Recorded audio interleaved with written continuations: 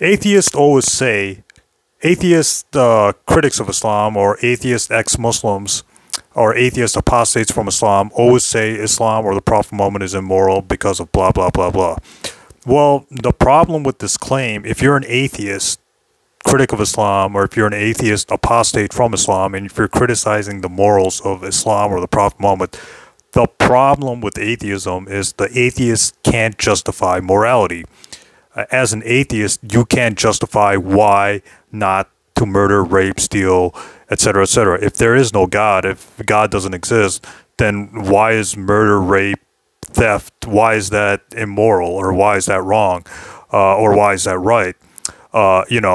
So it's not a point about ontology, it's a point about epistemology. It's not a point about how you know the moral law, it's a point about why does the moral law exist, or why does it apply in certain situations. The atheist can't justify objective morality. The problem is you can't be an atheist and say the Quran, Islam, or the Prophet Muhammad is immoral, because the atheist has no standard of morality, or at least objective standard of morality. It's just a subjective opinion on morality. There's no objective morality. The atheist doesn't have a standard to judge anything moral or immoral if you're an atheist.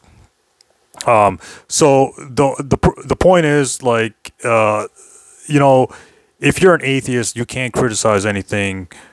You can't criticize the morals of the Quran or Islam or the Prophet Muhammad, because you have no objective standard of morality to begin with. Why is anything right or why is anything wrong? It's just one subjective opinion over the other subjective opinion. No objective moral duties.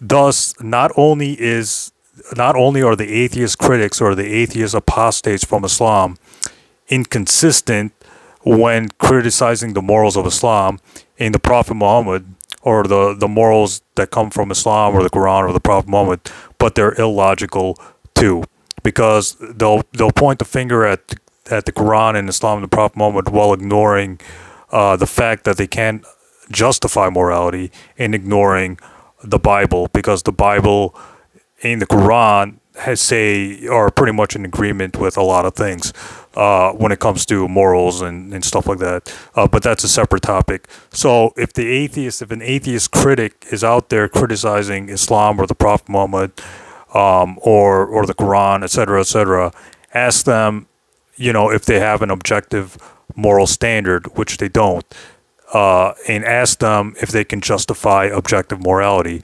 They can never do so. Thus, they're inconsistent and they're illogical.